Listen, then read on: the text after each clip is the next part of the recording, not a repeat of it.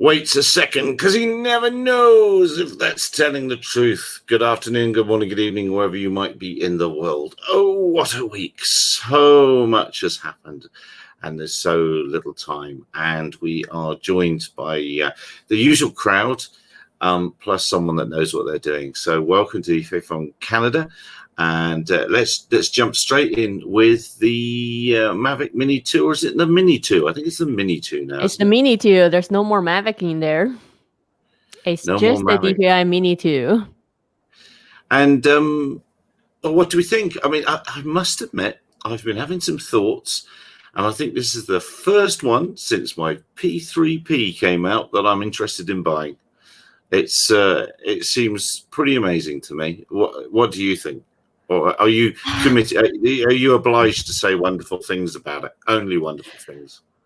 I mean, honestly, I don't know what's not to like about it. I guess the only complaint I may have is I really feel old now flying this, because we started off by flying the X Pro Heli. I don't know if anyone remembered that. That was, 8-9 years ago, somewhere around there. You know, a little aluminum quadcopter that cost more than $2,000 US. Doesn't even include any gimbal. You have to put your own camera on there. It's just a little quadcopter.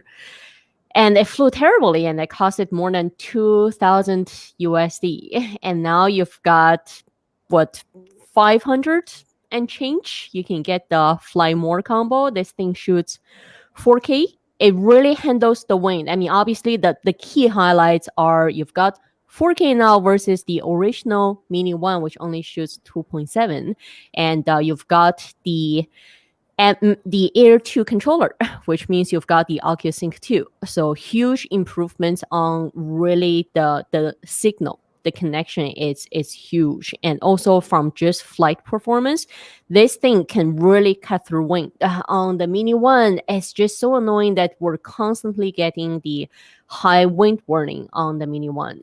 Even if you're just flying, let's say 50, 60 meters up, and the wind may be at between 20 and 30 clicks, and you're always getting the high wind warning, the movements always get affected by the wind. But really with the Mini 2, it's cutting through wind like butter. I suspect they've changed the motor and the ESC, which is really making a huge difference.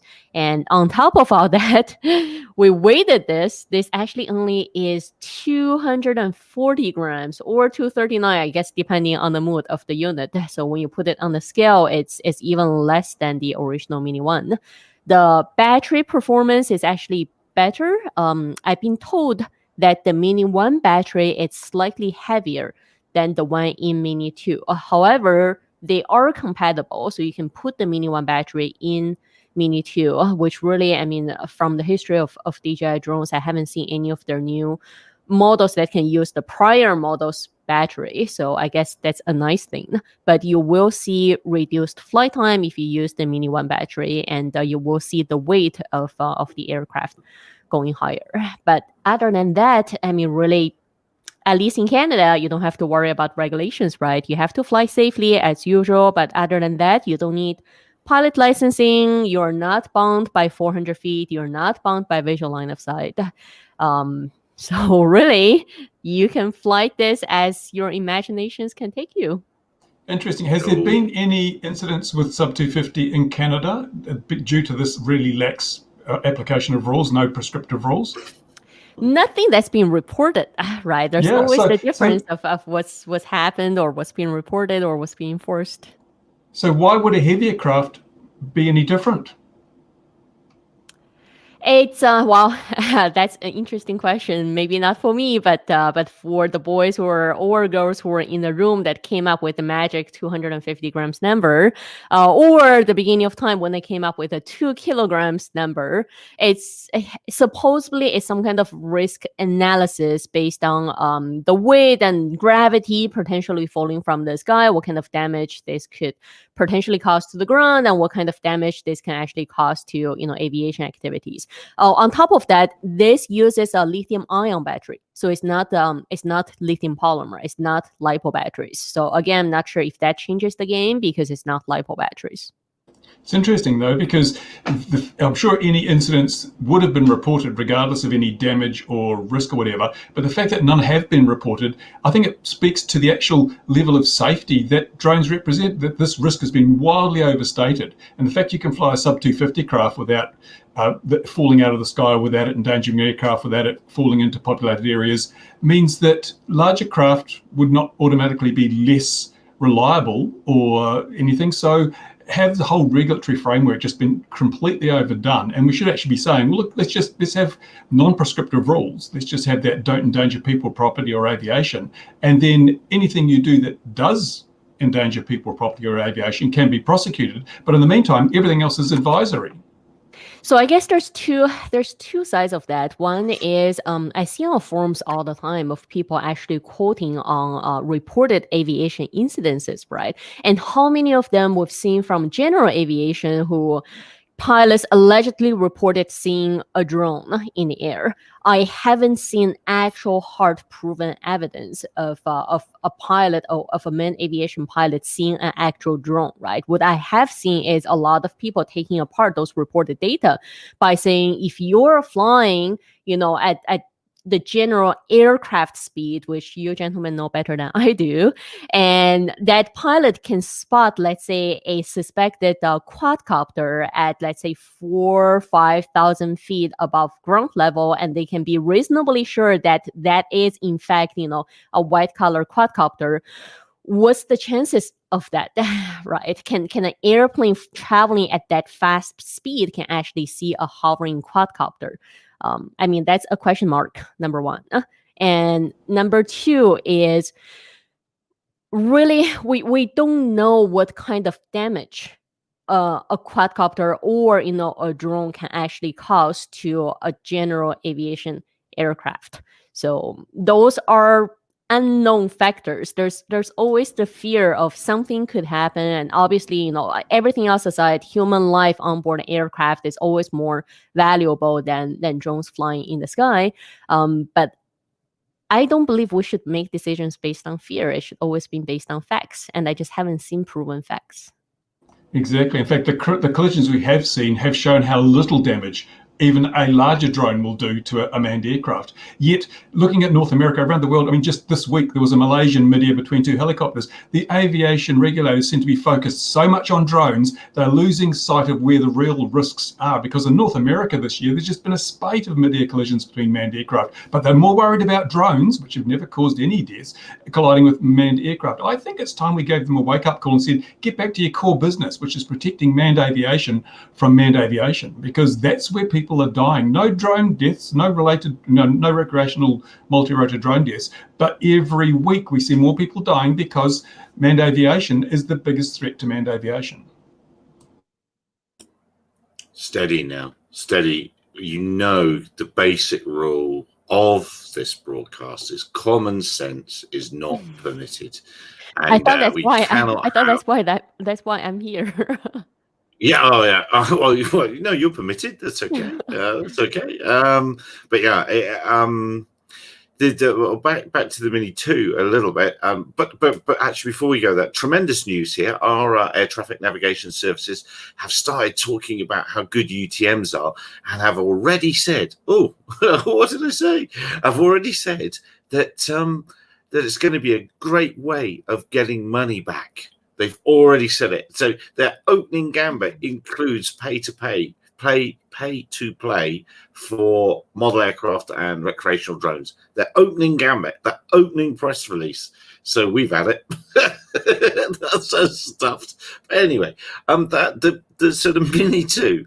I was trying to think today about early electric aviation, model aviation, and 10 minutes used to be an amazing flight time. It really did used to be an amazing flight time, and we'd have used more of weight of battery than this thing's got on it, with none of the range and none of the ability. It's quite extraordinary.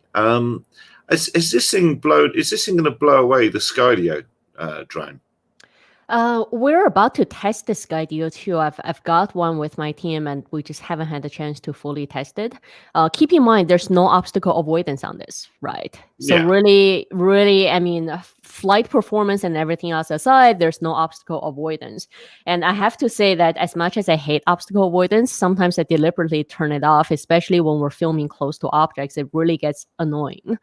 But if you're flying in big open space, you sort of got used to having obstacle avoidance. As annoying as it could be, you sort of got used to that beeping sound, right? And the radar screen showing. And it was, I did have a couple of close calls with the Mini 2 because it doesn't have the obstacle avoidance and because it flew so smoothly. So sometimes you could get carried away. And plus, you've got manufacturer stated 30 minutes of flight time. So you're getting about 20 to 22 minutes out of it in reality. Flying for 15, 16 minutes and you start to get too comfortable. So not having the obstacle avoidance, it could be a little tricky. And that's what I can see from the Skydio 2. It will be great. Again, we still have to test the actual sense and avoid because there's too much of sensing we've seen, but the actual, sense and avoid hasn't really been proven, right? So I guess we'll find out. Yeah. Well, it's also going to come down to camera resolution, isn't it, and things like that. And it beats the Skydio hands down there, especially with what you can actually get out of the thing. I think it does. I think I'm right in saying that, aren't I, Ian? I haven't compared the actual camera specs between this and Skydio 2. But keep in mind, 4K is different across the board, right? So really, with all of the Mini series, it's over sharpening for the image. It's not 10-bit like on the Mavic 2 Pro. So it really isn't that full professional proof as you would get from the Mavic 2 Pro or even Inspire 2. But ultimately, it's still 4K. I mean, for people who do travel, who do wedding, who do events, bloggers, really, this is almost, I would say right now, we're seeing with the smaller drones, it's almost mandatory, right, for all the online bloggers. And it's only 30 frames per second at 4K, although it does have 100 megabits per second data rate, which is quite impressive. Yeah, definitely. It's a bit of a mixed craft because the headline figures look fantastic. I got one coming tomorrow. It's not mine, actually. I won't even be opening the box because it's for a friend. I've ordered it for him. But I got to teach him how to fly it. It's an interesting one. There's a lot of interesting chatter around it. If you look at it quite in the technical aspect, there are quite a lot of differences between it and the Mavic Air 2 because on paper, it looks like why does the Mavic Air 2 exist? But there are some quite big differences. The first one actually is between the Mini and the Mini 2 is that it's actually a LiPo battery now, not a lithium ion. One of the big changes, DJI have moved back over to a LiPo for this aircraft rather than a lithium ion. Yes, here the battery is compatible. It will fit in the hole, which is good. It has OcuSync 2, but it is OcuSync 2 Lite. It isn't the same as the OcuSync 2 you've got on the Mavic Air or the Mavic 2 Pro. It is 720p, not 1080p. It is a reduced bitrate, dramatically reduced bitrate on the video transmission as well. So there are hints of either the cost saving or the weight saving has had to kick in for DJI to be able to do it. It's not out and out a mini Mavic Air 2. Now, as we said earlier, there's no object avoidance. To be honest, I think that's the best part. Hardly anyone uses it. Okay, Skydio has a fantastic trick up its sleeve. The problem is, how often is that trick used? And it's the best at it, but I still don't think object avoidance is the be-all and end-all at the end of the day. I think it's a nice feature that I've used twice, I think, or 3 times more than anything. I think DJI have been very clever here. If you look at it, what they've done is there's virtually no retooling. We have a reuse of an existing remote controller with a slight change. There are some nice little improvements on the Air 2, the Mini 2. If you look at, they finished it much better. If you look underneath the motors, there's some covers over the screws now. The covers behind the arms are tidier. If you looked at the original Mini, it was a bit, the price came through, let's just say, is probably the right term to use. It is an upgraded camera. It has better overall. It's an astonishing price. Really what you're getting here is a Phantom 3 Pro spec in something about the same size as the Phantom 3 Pro battery.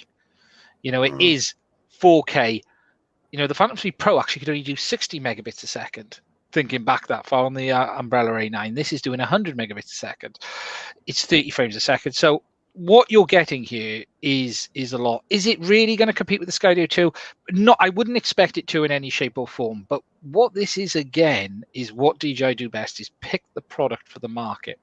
If we look at this year, we've had Autel release a drone, which is $1,800 at the start of the year, which no one's going to be able to afford to buy right now based on the world we live in. Skydio is available, and their production has been heavily slowed down, but I actually had a bit of an email back and forth with them this week on a couple of things, and that is going to change. So the Skydio 2 will be much more available in the very near future. But again, what DJI have done best is they keep putting the right product in the market at the right time. It's like the fourth or fifth time they've done it. It's not necessarily about having the best product in the world, but it's about having the product that's going to be what people want right now. $400 odd aircraft in a market which is saturated. We all know it. The camera drone industry, they're all good now. There's not a bad. Doesn't matter which one of these you buy. They're all good. You won't lose any. You won't lose money. You won't be disappointed in any of them overall. They'll all produce fantastic images. You've just got to decide how good you want it, or how good you need the output to be, and then choose the aircraft that you want to suit. But I think it's a steal. I am seriously tempted to order one myself and replace my Mavic Pro 2, just because I think I said this on the stream on Sunday. The least amount of money you have in the air at any time is always the best position to be in, isn't it? Do you know what I mean? If you can get away with doing something for having an aircraft that costs $300-400, then that's always the best position to be in, because at least if the worst case happens, that's the most loss you're going to have. From a safety point of view, it's much safer than having anything else in the air. From a weight carrier, even if it fell and hit someone on the head, it's not in reality going to cause any real amount of damage, other than you might have a bit of a bruise. So overall, I think it ticks a hell of a lot of boxes. It's hard to say, but don't confuse it being better than the Mavic Air 2. Actually, there's a lot the Mavic Air 2 does differently, and this is partly one of the reasons the goggles won't work with it, because it's a flavor of OcuSync 2, but it isn't the out and out OcuSync 2. So it is. It's part of it's part of how DJI lines out their products, right? They don't want to kill any of their existing products, especially with Mavic Air 2 that's just been released 5-6 months ago. Yeah, actually saying, Ian, that's like saying you should drive your Ford Fiesta. Yes, but if I was going to drive it through a field, I would, and that's the point I'm making, isn't it? You know what I mean? Look, the last time I took my highly expensive big aircraft round, I ended up having to talk to the police for doing nothing wrong. That wouldn't have happened with this aircraft, just based on the fact that its size, its presence, and its overall impression from people around it. So I think they're in a no-lose here. I'm tempted to order one. I'm not going to review it. For everyone else has done it. There's no point for me. There's nothing I can add that anyone else hasn't added already. If you read enough of the reviews for the smaller products, I just don't feel I can really bring anything to the table on it. Everything I've seen is good. If you're considering buying an aircraft right now, $500, get the Fly More combo. It's a steal. There's not. Now, the Mini 2 doesn't have collision avoidance, but it does have collision mitigation. They're called prop guards. Yes. that may cause more issues than it solves. But I think if you want an object avoidance aircraft, I think if you're in the US, it's the Skydio right now. If you really want a collision avoidance aircraft, it's that. I just think you can have two of these so you can crash one of them and still have another for the same price. By the time you load it up with the gear, it's about $3. The Skydio might be $999, but that's without a remote controller, and that's without the Fly More combo on this is £550 in the UK, £540 in the UK. I can't remember the US equivalent. You're getting 3 batteries for that. That's an hour and a half flight time. I think they've played this perfectly. I think they've played this absolutely perfectly. If you're doing commercial work, okay, we've got issues in Japan and America now with DJI gear, but yeah, anywhere else. So it's the first one. It's the first one since the P3B. I thought, oh yeah, that might be more useful for me, just because of the size and the batteries aren't as dangerous. No. You know, it's and the batteries are 50 quid. They're $50. If you just look at that, I don't remember there being a battery for a DJI aircraft that cheap for a long time. They're not dull. They clearly watch the market very closely. I have seen a little bit of kickback from Mavic Mini purchasers going, I wanted this one. At the end of the day, that's the reality of the world we live in. You buy an iPhone every year and there's a new iPhone the next year. It's less than 12 months. Yes, I'm shocked it isn't called the Pro, because DJI traditional Pro Black, Ultra Pro Black Edition or something like that, because DJI does love to add that kind of naming to their product. I'm sure it's not a Mavic Mini or a Mini Pro, but look, Looks like they're trying to reinvent a new line. They want to steer away from the Mavic line. Yeah, they're changing all of their names, and it's not just the aircraft. The gimbals, the Ronin is no longer Ronin; it's RS. The Ronin series has changed to the RS. The Osmo name has gone. It's the Mavic name is going. They're shortening their names down to acronyms. I'm not sure. They must have a new product manager or marketing team in or something that says they're too long, make them smaller.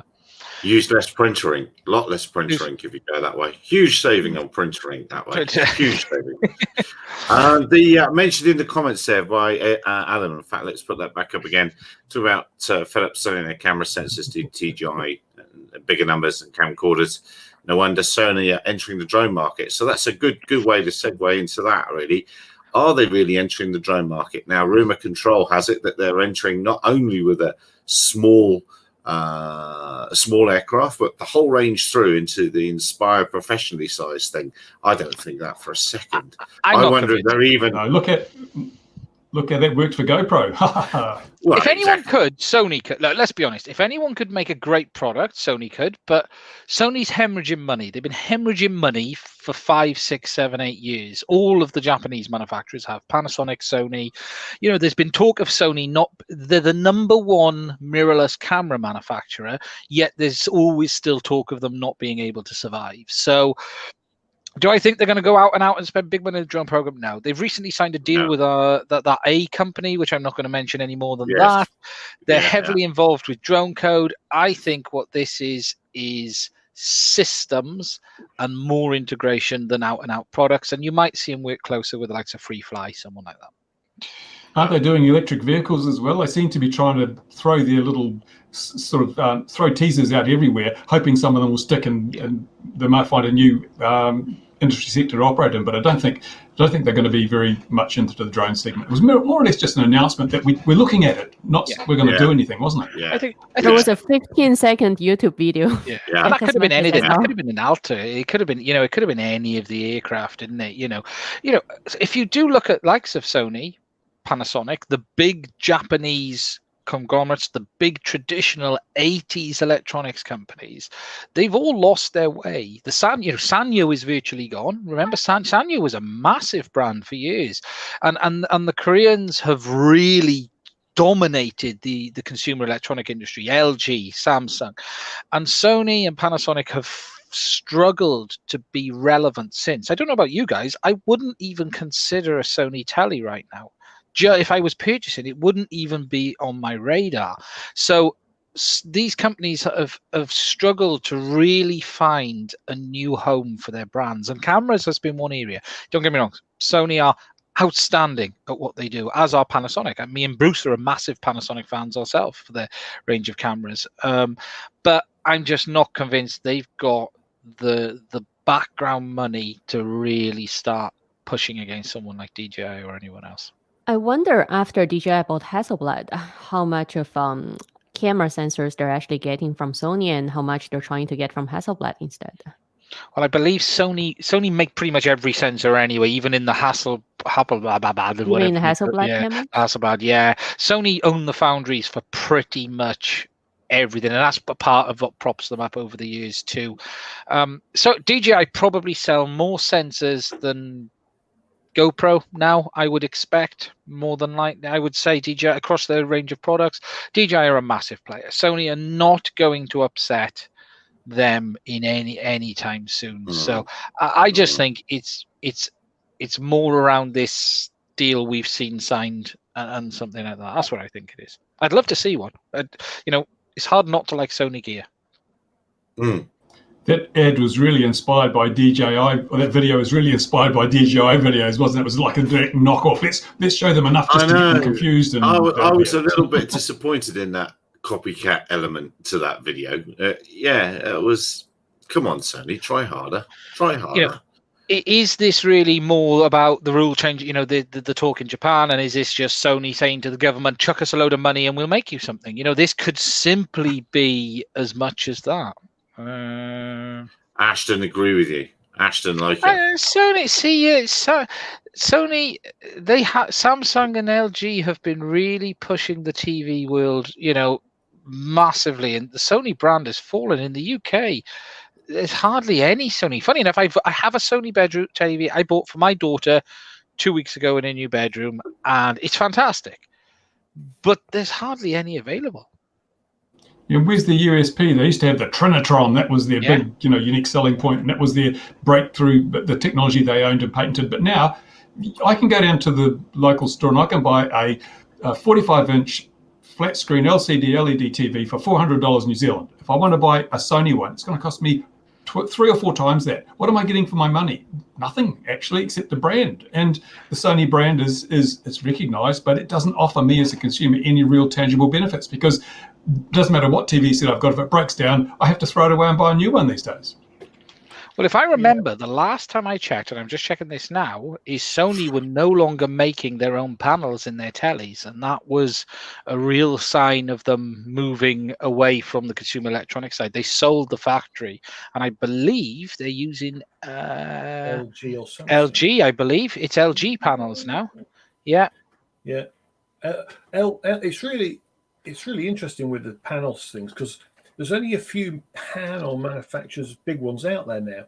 And, Panasonic's one of them because they had a really nice panel. LG, they kind of put what they want making out there, and then these panel makers bid to actually make the panel they actually want. Or that was used to happen, I believe. I could be wrong. And then Sony, of course, they make their own as well. Used to make their own as well. But there's nothing in it much now. I think Bruce is renowned for being cheap there, Ash. I tell you what, I buy cheap because I don't buy smart TVs, because smart TVs go out of date and the firmware gets rubbish, and half of them, then they have, like the Samsung ones, start throwing ads on you. I buy a dumb TV, just an LCD panel, and I have a Raspberry Pi as my set-top box, or some other set-top box, Chromecast or whatever. That's the way to do it. Separate your display from your intelligence when it comes to television sets, and you end up with a much better option, because when I want to upgrade my panel, I'm not spending a fortune paying for stuff I've already paid for. I just transfer my set-top boxes over, and it's an LCD monitor as far as I'm concerned. My TV set is, because I don't watch terrestrial TV. I haven't watched any free-to-air TV for 15 years, and I haven't missed it one bit. I'm not expecting this. And the power for that TV comes from a bicycle-powered dynamo. So you're sitting and pedaling. Hamsters. I have hamsters. I have how many hamsters? I have 10 hamsters. Hamsters. I'm not expecting it to come to much. I think it's a classic. I said, look, there's a deal in place where they are heavily supporting 1 or 2 companies in the background already. If anything does come, it will be around them and that software. I think you guys are overthinking too much. Well, we haven't got as much time in our hands as you have. So no.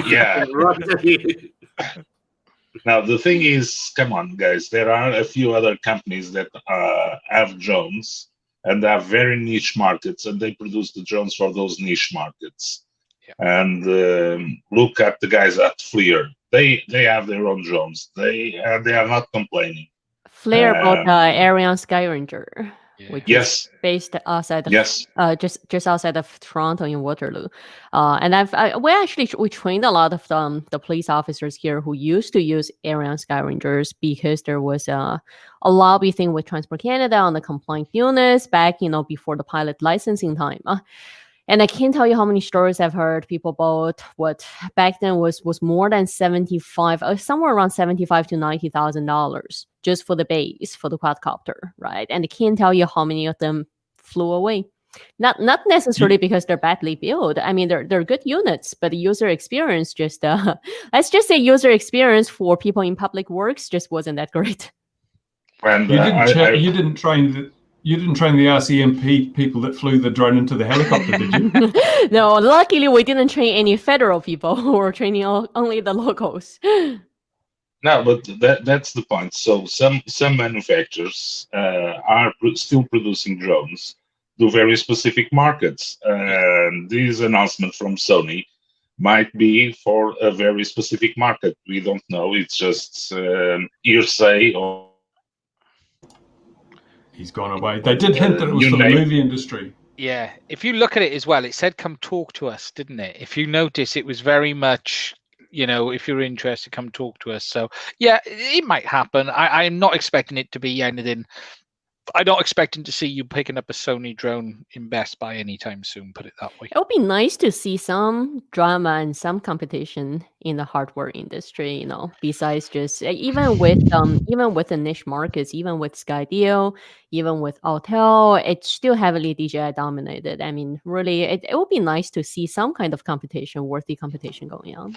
Yeah, but who's going to start competing in a saturated marketplace? Yeah. But they're not in the It has to happen sooner or later, right? It can't be just one industry dominating forever. No, I think. Have you heard of IBM? Yeah, well, yeah, we all know how it went in the end. I think Skydio's problems that they've had a tough year. You're going to see a lot more availability on that soon. But the reality is, and we've said it more than once, if you need a drone today, we know what you're going to end up with. You can buy it today. You can find a shelf and it's going to be a DJI. If you need to get something done today, and until these companies solve that problem of having product easily available, Autel have no excuse here. They can get them into dealers. They've got no reason they can't in the UK and Europe. They've chosen to be more difficult, and there's one or two places you can get it, but it isn't easy. It's not the same as I can walk into Argos in the UK, which is a large retailer, and pick it up off the shelf. So until the others get to that level, I still don't think we're going to see the proliferation. Thing did mine. Parrot with the other one who did. Yeah, no, it's an interesting. Oh, go ahead, Louis. You go to Argos, but will Argos be available to put another brand on the shelf? That's another problem. High street ones, but... Yeah, the Argos sell a lot of everything, so I don't see any affiliation there at all. They sell everything and everything. So, competition is good. What we've seen, you're seeing it in the computer industry right now. Competition is heavily driving some good behavior in the CPU industry. So good things come from it. But then again, when you have DJI producing a product for less than $500 like they have, I don't see us getting anything cheaper. Do you? I don't see prices coming down with competition. This isn't about price. Is it even about spec? Because now, come on, you can get we spoke so many times on the pay to fly. Yeah. Perhaps on the pay to fly, you also get a drone to do that. So when you pay a fee to fly, come on, call it Uber or something. You don't need to have a drone. You do a shoot and you get the drone for X amount of time. So the drone becomes irrelevant. Yeah.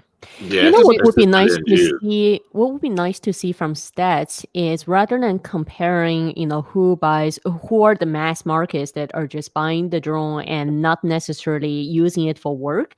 So it'd be nice to see on the other side to see those who are using drones for work is how much money they're actually making, using, let's say, DJI drones versus the other types. Because at least in North America, I'm still seeing people who fly for professional film. They're still whether using a modified Alta 8, Alta X, or they're still building their, like using the Griffon frames, and they're still building their own heavy lift, and they're the ones who are still charging. We charge somewhere around 10 grand for just one day of production shoot, right? So that's the big dollar numbers. And I've got industrial clients that are flying those Wintra ones, those VTOL hybrid ones, and they're serving several hundreds acres of lands on a regular basis. So I would really love to see some stats from drones that are making money, and what kind of the brands, what kind of market split versus just the numbers of customers who are buying the unit.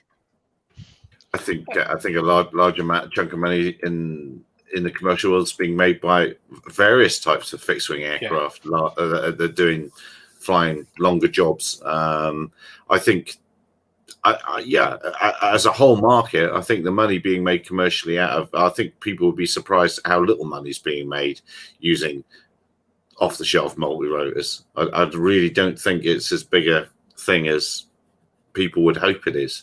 Because generally, if you're going to make money, you've got other sets of skills. That is the way you make your money, not the drone. Not the equipment, no. Not the equipment, no. The drone's just a tool to get the data. It's all in the processing and everything else. Yeah. Yeah. I mean, if you look at the survey ones, the software alone, right, we're paying $600-700 US a month just for the software subscription. So the cost of the unit is nothing. Yeah.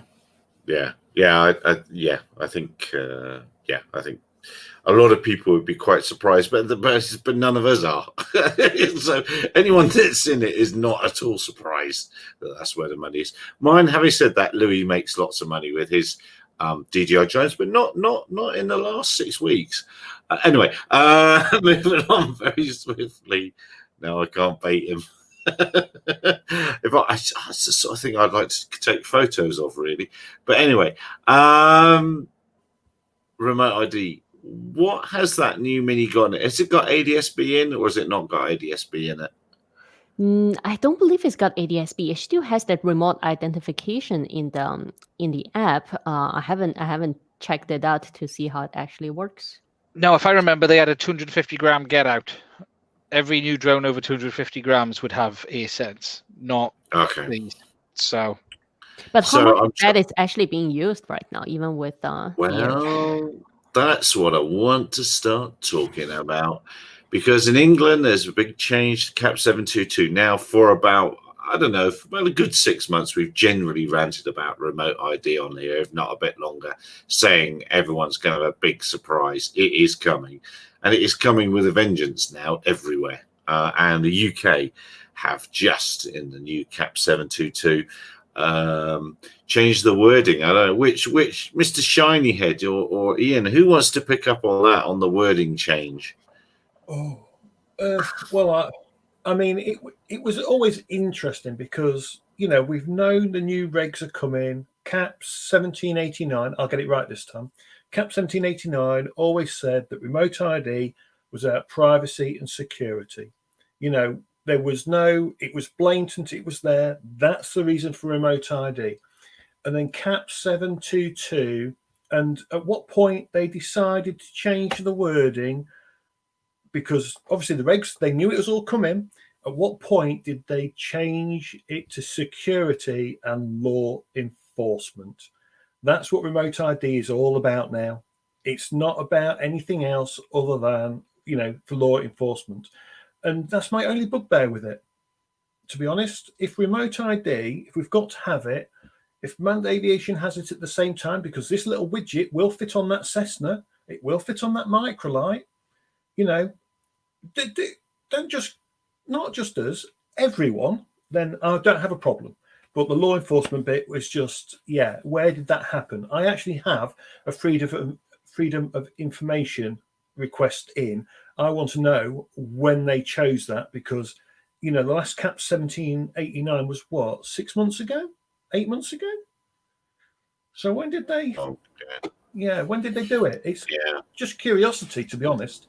Yeah, but you don't have to worry about it, because they also changed the wording in there. So it says that the CAA takes breaches of aviation legislation seriously and will seek to prosecute in cases where dangerous and illegal flying has taken place. So they're out of the qualifier dangerous, so they don't seek to prosecute if it's just illegal. So if you don't have remote ID, that's illegal. But if you're flying safely, then you're not going to get pinged for it. Yeah, it is an interesting way, and they now we've seen something else as well. So we actually now know there's probably more drones out there flying than there is manned aviation in the entire UK. Okay, there's around 150,000 operators registered. Now, at that number, how many manned aviation is there? How many glider pilots? How many Cessnas? I'm willing to bet the actual true number, because I was well out with the number. I only thought there'd be about 60,000 flyers, including the 30,000 model flyers. Boy, was I wrong. You know, who's the stakeholder for the airspace? I suspect it's actually drone users are probably, we outnumber manned aviation massively, I suspect now. Yeah, you know, Well, it's a good thing you live in a democracy where there's proportional representation, isn't it? I think that needs to be my next freedom of information request is who are the stakeholders for the UK in the UAS world? I think that should be a request to go in. Well, that was so remote ID rearing its ugly head, causing a massive amount of confusion. How did it really end up standing? Because I know you two have read it. Everyone's read it harder than I have. How did it end up for model aircraft flyers? Are they exempt flying at BMFA fields? Now, I need to read it again, but I believe it doesn't. I don't believe it'll affect model flyers. I think it's only certain categories it's aimed at, but I need to read it again, to be honest, because it's just, there's so much in there. The whole of Cap 72 is just a massive read.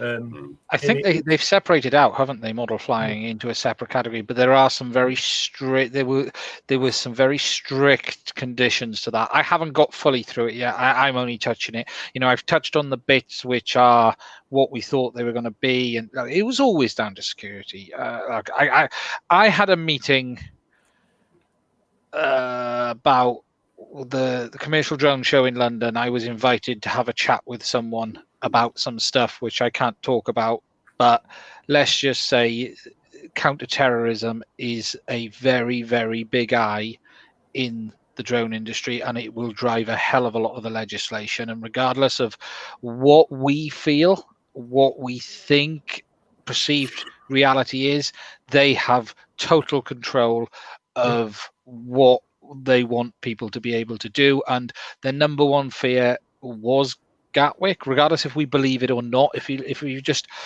toss that to the side a minute, the fact of we all think it's complete nonsense, but if it was a real incident, that was their number one fear. And these are guys who are dealing with incidents on a daily basis for anything and everything, and drones are just part of that fabric. And I remember having a chat, and it was one of the most interesting 15 minutes. What's minutes is? That's not English. One of the most interesting. Sounds like plural of Hobbit-based stuff. Yeah, Hobbit-based minutes, sir. Minutes, sir. It was one of the most interesting 15 minutes I've had, and you know, these guys don't mess around. These are serious people. And when I was talking to him, and he just went, yeah, it's not going to happen. We're not going to allow any legislation to go through without some heavily restrictions. And that's where we're at today. So they bang on. Yeah. You know. So laser pointers, they require remote ID and all this sort of stuff as well, because they're a big threat to aviation as well, and terrorists could use those to knock airliners out of the sky. Well, thanks, Bruce. What they have to first find that airliner in the sky and then try to catch up with it, right? with whichever drone they're actually flying. Yeah, and the thing, take it out, it's not necessarily about safety, not safety from a drone hitting plane point of view safety. We're not talking of that safety. This is very much around aircraft carrying something very nasty and dropping it outside number 10 or something like that kind of issues. And that's where, now we know this legislation won't change that. We know the legislation, you know, if I'm going to do a bad thing, why am I going, you know, it's like saying, you know, it's like filling out that form. When you used to buy a TV license, when you bought a TV, they used to give you a form to fill in when you bought a telly to say where you lived, so the TV license people knew where to find you. So why are you going to put your address on it? You're not going to put your real address on it, are you? You know, but it's the same as a terrorist. A terrorist is not going to go, right, I'm going to register the aircraft in my name. I'm going to do all of this. You are, sorry, Gary? No, dear BBC, I'm just writing a letter. Dear BBC. But that's the thing. I keep telling people that rules are only effective as so long as people follow them. So if you're not happy with the rule, don't follow it, and it becomes totally ineffective. I mean, it is. If you wanted to do something silly, and or nasty, it's far easier just to rent a van. We know that. That's proven. But if you're just going to use a drone to do something, a bit naughty, it is interesting because all you've got to do now is go onto Facebook. You could get an operator ID because you just got to scour through the groups. And then you could take that drone, put that ID on a drone, go fly it, do something. That person is in so much trouble. Yeah. This is the kind of people you're dealing with here. If you can see that. That is the people who are extremely interested. I can't get it right because of my hand. It's funny how everyone leans in, isn't it? It makes no difference at all, really, leaning in. If they come knocking on my door, then you gave them my number. Is that what we're saying? Those are the guys who are very interested in the rules. And, as I remember sitting down and I just thought, whatever happens, whatever we write, whatever we say, it's happening. Do you know what I mean? Because there's been so many terrorism attacks. Nobody move. There's been so many terrorist attacks in the Western world using recreational multi-rotor drones. We've really got to deal with this problem. I mean, interestingly, that they do talk. There's two versions of remote ID. So what there is basically is so there's two versions of remote ID. There's the local one, so your drone is just transmitting; it's not connected to any network. So that's one version of remote ID. And then they go on about networked remote ID, which is, of course, electronic conspicuousy, and is for UTMs and everything else. So there are two versions. And at the minute, we're just going to get the one that's pushed onto us, which will be get used to the fact you're pinging out, locally. And then eventually, I can see within 5 years, they force us all down a network electronic conspicuousy system. And we will all pay to use the air. That's how I see it. It's only 10 years away. It's inevitable in the UK. We pay for everything in the UK. No, you have the third kind of remote ID, the kind of don't give a damn and get two sticks, 4 motors and fly it. That's the third kind of remote ID.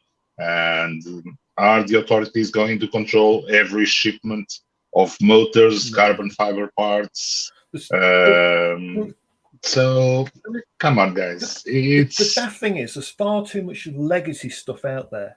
So, if they think that having a certified aircraft or having remote ID is going to stop something bad happening, there's so much legacy. Yeah, it is partly about public, to make the public feel safer. But, this is because of the negativity that's been pushed from the likes of the BBC, and other media outlets. It is all about, it's pushed negativity. Now there's a mass job boom. They see it as a great saving thing. We've got the NHS coming up and all that. Well, hang on. Well, good thing. Good segue. Well done. Yeah, we'll keep going. Where you slagged off drones all the time. Now you're going to bring it into the world of, I've got to now make it acceptable. They've shot themselves in the foot to where they want to get to in a kind of roundabout way. Because sorry, Mark, but those NHS corridors are an interesting little sneak up thing, aren't they? Yes, because what's really interesting is, so they've basically pushed, and again, we've seen this, the COVID stuff's a big push for a reason to be able to do these air corridors. And there's a few now. So we've got from UK to Isle of Wight, haven't we? We've got that's running, but it's not carrying a lot of weight. I don't understand this because these aircraft are not what I would call carrying lots of weight. If you do stock management right, and I used to work in a warehouse, if you do stock management correctly, you never run out of anything. Okay, there is some stuff that it literally will arrive at the door, turn around and go back out again. But generally, you do stock management right, stuff gets out the door quick. Why it needs to be delivered by drone, I'm not so sure. And of course, all the testing stuff, where they want to fly from hospital to testing centre and back again, that's now defunct because the testing systems they've come up with now work within what, an hour now? So what's the point in flying it back to a lab when you don't have to? So it's, you know, it's very interesting, but there will be a temporary danger area going up soon, where they do some of these flight corridors. So it's one thing to watch out for soon. You'll see these corridors 20 kilometers long, might be about 500 meters wide, maybe a bit longer, and it'll be a temporary danger area and you can't fly through it. You'll have to, or, you know, you'll have to get permission and stuff if you need to do a job near it. And those NHS drones, those big Mugins that you've seen, lovely big ones. Do you know what height they're doing the missions at? No. So 250 feet is what they're flying them at. And I thought they would have been a bit higher, to be honest. Why? Well, I would have thought just for escape. So you would, you know, if your main motor failed, you could glide out the way. Although it can turn to a VTOL straight away, you want to be able to glide, get out the way, convert and land. But Is this in urban centers? yeah, it's over. I believe it's over an urban area. Yeah, at points. I mean, if we look at the average height of even active cranes for construction sites, 250 is going to put them pretty close to even active cranes. Yeah, well, one of the reasons I was surprised was, so in the UK, manned aviation, and I don't know about Canada, but you've got to be above like 1,000 feet anyway. So you can have normal drone operations at 400 feet. You could then go, right, okay, we'll put everything in like this so-called use space up to about 700 feet. And they could operate in there nicely, doing their thing, and everything else could work below. So here's another question. Above ground level from where you're standing, or above ground level from, let's say, the ceiling of a building, right? That was always my question. Is because obviously, if you look at the top of the building, the manned aircraft still needs to maintain their separation, right, to the top of the building. So how do you actually get the detailed terrain map for the city? Well, the drone could have a LiDAR sensor that would tell it its range to the ground, so it knows to stay above that. But there are, you know, they might have mapped the area, but they're going from helipad to helipad from what I understand. So hospital helipad off the roof, flying at 250 feet across the 20 kilometers, I think it is, and then landing. And they're actually doing this from Leicester. So I forget the place they're doing it. It's down south. I'm just trying to remember the place now. I did see it earlier. But they're actually flying in from Leicester. So they're not even in the same area. It's quite interesting. It is really, really interesting. I think it's a great thing. You know, they've really done a cracking job there. We'll go. Hello, James. James will tell us now, because James, tell us. Yeah. What can you tell us, James? I think, didn't I see you guys are looking for people to work with you? Yeah, so well, we've kind of already been through a recruitment drive, but yeah, certainly in the next few months we're going to be hopefully recruiting a few more people now. So yeah, looking good. But I didn't catch the beginning of that conversation, so I'm a little bit out the loop. Oh, we just said everything's your fault. That's all we said. It's all your fault, and I said I'll call you in so we could chastise you. That's the bit that you missed. No, we just started talking about. Can I start? Yeah, you can start. Yeah, we've got the beating stick. We'll just pass the beating stick around. No, we just started talking about the NHS delivery corridors to start with, and we're beginning to go into talking about all the money and all the loveliness being pointed at drones in the UK, basically because of COVID, I think. Yeah, well, there's huge disruption at the moment with the traditional aviation. You know, you only have to look at airlines, air traffic control. They're really in trouble at the moment, to put it mildly. But you know what it does provide with any kind of tragedy is opportunity, and I think the opportunity at the moment is in the drone world. So you know, for all of us who are in the drone world, it's quite good. Probably not so much if you're in the other world, but you know, I think it's good in some ways, because sometimes crises like this make people think differently. They look to new technology, they look to automation, they look to try and make things more efficient, essentially. And so, you know, some of these new UTM systems, drones, air taxis, things like that, you know, some of them are a little way off, but you know, they do need accelerating to go and get us to that point. And I think they will come quite where they'll find their niche in the market. You know, I don't think we're going to see air taxis taking people to work, for example, but I think there is a place for them somewhere, and you know, hopefully that will accelerate that sort of path towards finding out where those opportunities are. I see actually Hyundai bailed on the idea of air taxis and are going for cargo first now in the larger space. Funny old thing. Imagine that. Imagine coming to that conclusion. I wonder what helped them along with that decision. Well, you look at Arrival, for example. Have you looked? You know, it's a British company called Arrival who currently make buses, electric buses.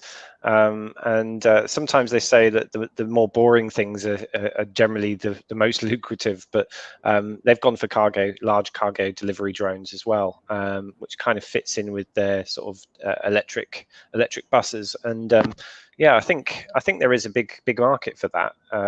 It's, you know, there's a lot of challenges with automating any kind of aircraft, but with you know, I think the conditions are ripe now for it. I think the government, especially with COVID-19 and medical drone deliveries, they're kind of being their hands being forced at the moment. You know, whenever you start talking about you know, lives being at risk and things like this, you know, we could have another conversation about that if you want, but we'll keep off the politics for tonight. But certainly, you know, it does create a narrative which allows, you know, it puts pressure on the CAA to actually do things and make changes. And actually, you know, from what I've seen lately, some of those changes have been fantastic. You know, they are industry defining changes. You know, I'm seeing cracks in that damn wall, and that damn wall is about to burst. And you can see that from people's excitement. And Future Flight Challenge is just perfectly timed. I don't know whether they knew COVID-19 was going to happen before they started it, but certainly it's very well timed, and I think it's going to do some really good things. Are you? I mean, where's your involvement in this, James? I don't think we've actually ever discussed it on air, have we? No, we haven't. So we're involved in several projects, actually. I can talk about one of them at the moment. But yeah, basically we're like, you've seen likes of Skyport, Apian. I don't know if you saw that thing in the news a few weeks ago about Apian doing sort of hospital to hospital type deliveries, which was big drones creating air corridors between these hospitals, delivering big packages. Well, we kind of saw like everyone doing big drones. We you know, you saw Consortic. We're doing a project on the south coast to the Isle of Wight, big drone. Skyport's biggish, medium to biggish drone. Everything has been quite sort of sizable, and we sort of looked at took a slightly different angle on it and said, well, actually, how do we get stuff from those main hubs out to the more local places of care provision? So whether that's nursing homes, doctor surgeries, pharmacies, places like that. And there's a lot of elderly people in nursing homes at the moment who, just go on the BBC News and you'll see that that's one of the big problems with COVID-19 at the moment. And so what we focused on was looking at taking medication from those more centralized locations and taking it to the nursing homes directly.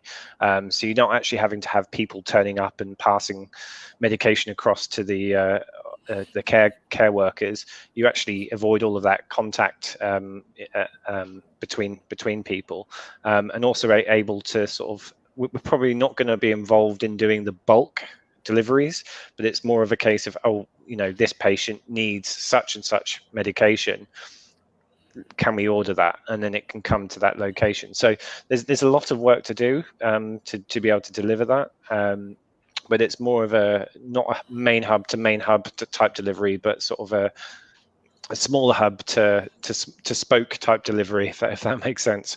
But yeah, we're leading that project along with HeroTech 8, who I believe you know of, Gary. Brilliant Yes. company run by Edward Anastaskis. I think I said that right. They're a really good team based at Cranfield University, and with Flock Insurance, who provides sort of a more of a risk-based insurance approach, and also with RPAS, the UK Drone Association, and who is supporting it really, I think, from a more of a sort of public perception perspective, and also King's College London Pharmaceutical Department are supporting us, as is the Drone Office. Yeah, it's a really exciting project. We're thrilled to be part of it. You know, whether we are able to achieve meaningful change within this project, we hope our focus is on non-segregated airspace. So we don't want to be doing, you know, segregated TDAs or you know, blocked off from other aircraft. We want to do the real thing. We've got a step-by-step process to get there. I think we will be able to mark off step one of that within this project. It's only a 3 or 4 month project, so it's quite a short time scale. But then the following phase will then be looking at that sort of full integration phase. So we've had lots of conversations with the CAA, and we believe we can see a crack through now. So it's pretty exciting. I don't really want to. Probably got some of our competitors on listening in, so I won't go into too much detail. But there is what, definitely. You mean this one? You mean that competitor there? Oh, okay. who is? I'm going to say he's ex-CAA, isn't he, Mick? Yes, he is. But is he now Skyports, isn't he? No. Oh no, you got to do your research a bit better there, young man. I can't remember. I'm always seeing him on LinkedIn. Achtung. Ich bin a delivery drone. I'm not doing that very well, am I? Works for German Wingcopter. Ah, okay, interesting, very interesting. So yeah, well. Yeah. Well, you know, our solution is definitely is drone agnostic. So we can basically provide this with any drone system, as long as it's got an API. So that's the part you're providing is how you knit together those deliveries rather than the hardware itself. Exactly. So we go from regulation to drone system. That's our piece of the puzzle. We want to work with people who have drones, and you know, we're open to anyone really. So you know, the idea is that we provide them with the without saying too much, but we like to enable. We're enablers rather than providers. This is great. You're very, very good. We should have got Richard on, because you two are fantastic politicians. No, very good answer. No, it's exciting times in the UK. I wonder even enough when you see how many companies the money's been distributed to. I think it's less exciting in some ways, because it's not a huge amount of money, but at least they're trying. That's the main thing. What's the thing you mentioned? Altitude Angel. You know, Altitude Angel. We're certainly not a UTM. So like, we shouldn't be thought of as a UTM. And UT. I think actually our solution is relying upon a UTM to make it work. So yeah. I was more referring to your to the way you gave your answers. You sounded very like Richard. So it's like, oh yeah, you get the two of them on arguing. That'd be good. Yeah, it's interesting times. I see some shadows are being cast over some of the projects that have been announced recently, and I hope, fingers crossed, that the drone stuff isn't seen to be part of that. So I'm sure it's not, but I'm hoping it doesn't get bundled in with the trouble that other aspects of all this money is causing. He tried to say delicately. All right, so that's that one done then. So what else have we seen this week, gang? As we gone over the hour now. Going once, nothing. We've seen nothing. And I'm guessing you've already covered off the Mavic 2 Mini. Yes, yeah. Is there a new Mavic? Oh, apparently. No. It's not a Mavic 2 Mini. No, it's not just a Mini. Mini, yeah. So this is the two because it's got it actually came with a propeller holder. So it always drove me crazy with all the DJI's foldable drones. Is the propeller is always flapping around. So this one was actually nice. It came with there we propeller are. holder. And that makes it well worth.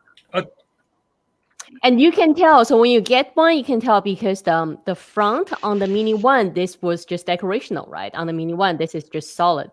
Like it doesn't do anything. But this actually, well, at least for this one, the air goes through. At least it's proper ventilation on this one. That is it. Wasn't at all designed that way from day one. They knew where they were going the day they released that. Well, I mean, we always knew there was going to be an update, right? Since when DJI only releases one. Of course, the other thing they model released in China yesterday and making the press today, everywhere else, is the new T30. Is that? I can't remember what it's called. The big. No, Gary, that's not the big news. The big news is the generators. The generators is the big news. Always Didn't you see generators. that? They've released generators to go with it.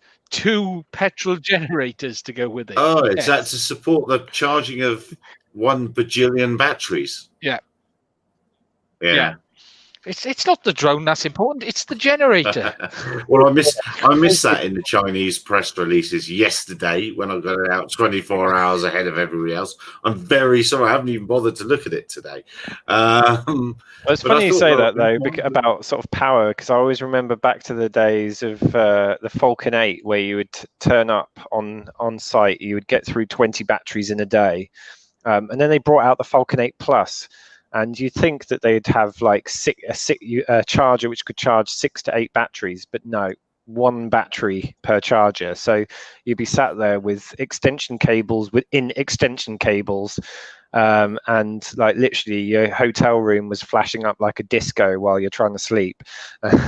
So that's the same thing with all DJI chargers. They're multi-chargers, but they all charge in sequential order. It takes forever. Well, it's as we go into more commercial work, as people doing bigger jobs with bigger machines, then charging becomes an issue. It's a boring issue. It's not a thing that's in the brochure necessarily, is it? But it's an issue when you're working hard. What's the problem of carrying 48 batteries? Come on, everyone can carry 48 with the M200 batteries. Come on. It's so easy. We're not all. You could be mistaken for a terrorist. Oh God, he's done it again! How many times? I've just sent you a screen share, Gary. Have you? Showing up. Hang on. From free. Oh, okay, yeah. Oh, there we are. Gosh, we don't care about the aircraft. It's all about the generator. It's all about the power. Is that for real? That is legit. That's DJI logo on it? Yeah. It is a DJI Do we think logo on they it. even printed the logo? No, I don't. It's so small. It hardly takes up any of the page. I know. Vista. Vista and generator. Vista and generator. Yes. Well, there we are then. No, but yeah, it's a fact of commercial life, isn't it? You got to charge it. Commercial life. Carrying a big Honda generator to the field. Don't forget to put the gasoline on it every 45 minutes. Yeah, all in a day's work. But I always remember if you actually did any. I always remember back to. It's a bit harsh. It's a bit harsh. You think they'd have solar panels instead and be green, don't you? You want the little. You want the little Honda suitcase generators. That's what we used to have when you want to power up, when you want to do charging at the field and you're flying all day. You want a proper little Honda generator. They're the ones to have. You charge like 4 batteries at once. Doesn't matter then. Well, That's Louis has no weird. trouble. He's flying around wind generators. Just plug in the side, don't you, Louis? Yes, that's yeah. right. Yeah. No. That's what Okay. is done now. But in the beginning of this activity, where you could not access the inside of a turbine, you had to carry the stupid generator with you. So and gasoline, because one day work would be 4 liters jerry can of gasoline to power everything correctly. So tell me, But Louis. I was going to. Well, sorry, I interrupted you. I just wondered, how long do DJI batteries last in storage mode? Do they last long? How many sort of weeks do you have before you need to start worrying about getting them out and charging them again? I I really think don't max know. is 10 days on the app. So it's anywhere between 1 to 10 days, but you have to set it from the app. You have to set it per battery from the app. So 7 or 8 weeks would be bad news then. If I happen to have, hundreds of No, the batteries thing is stuck that- in customs, it would be bad news. No. The thing is, for them to fly, they have to be below 30% charging state. So that was one of the issues we found. But yeah, no big deal. They're cheap and available and very easy to carry all over the world, especially the big ones. Nice to go there and back. When do you, dear viewers, if you don't know, poor old Louis has been stuck in Brazil for lots of weeks, more than we dare mention. Hasn't been able to fly because of red tape and can't even fly home. So that's why we are joshing him because of COVID-based red tape. So you're just on the beach having fun there, Louis. Oh, and I managed to get that in while he's not talking to Too us. many pina coladas. No. Just watching the what's new in the beach. Yes, and doing some. No, I've been keeping myself busy with new projects for the company. So the time has some advantages to be here. At least I get less distracted. But it's always good to be less distracted to make some production quality time. But there's a question we all want to know. Everyone on this panel wants to know the music and the lifts in Brazil. Is it Sergio Mendes in Brazil 66? I don't know exactly the music because now they have video. So they have very large LCD panels.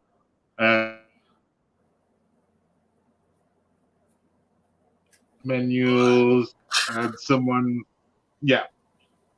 don't worry with the music. In-lift entertainment systems. That's pretty cool. Yeah, I can't. As long as can you imagine the film comes on, you want to stay and watch? Going up and down watching the film. No, Do you have to have your own controller? No.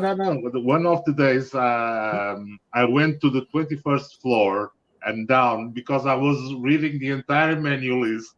So I wanted to reach the end of the menu. So I went 21st to the ground and 21st again. So yeah, you have to keep yourself, maintain yourself busy. Shame, man. Ah, no, shame. All right, look, we are over 13 over the hour.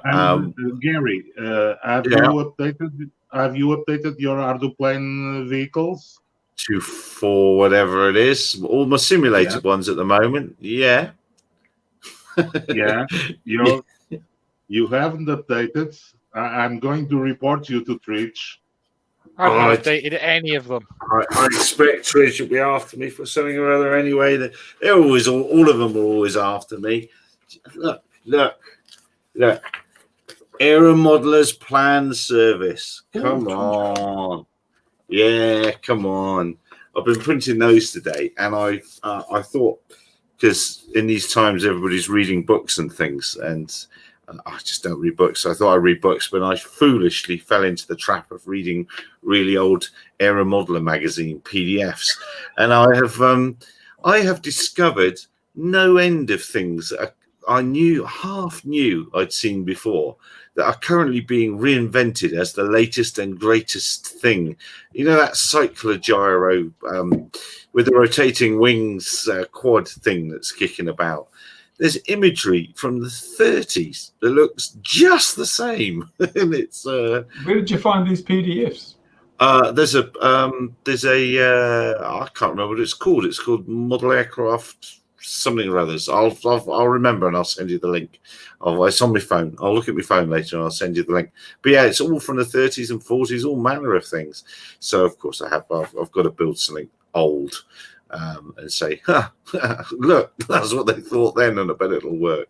So that's what I've been doing this week instead of reading real books. Here's a thought for regulators. You know how they have where you have really old cars, you don't have to pay the full registration, or you don't have a MOT or whatever. Why don't they do that with model aircraft and drones? If it was designed and built before a certain time, doesn't need remote ID, doesn't need registration. It is a vintage or veteran class craft. Bugger, you've exactly worked out my reasoning. No, very dare you?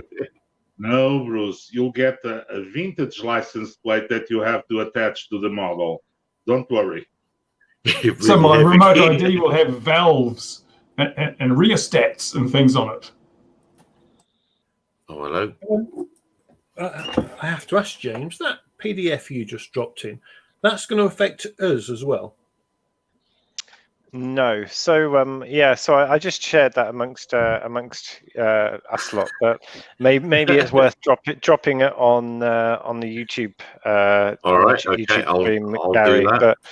But so this is a proposal currently out at the moment from the CAA, which will only affect manned aircraft, not drones. So don't worry, you're not going to have to be fitting ADS-B to your drone anytime soon.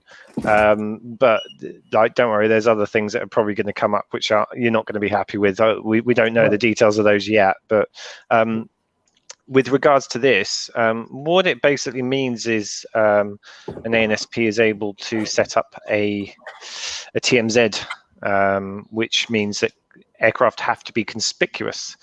So it's quite an interesting document, but certainly I think at the moment they're asking for people to provide responses on that and see what that or provide their opinion on whether that's a good or a bad thing. I imagine drone operators will probably be quite proactive about it, but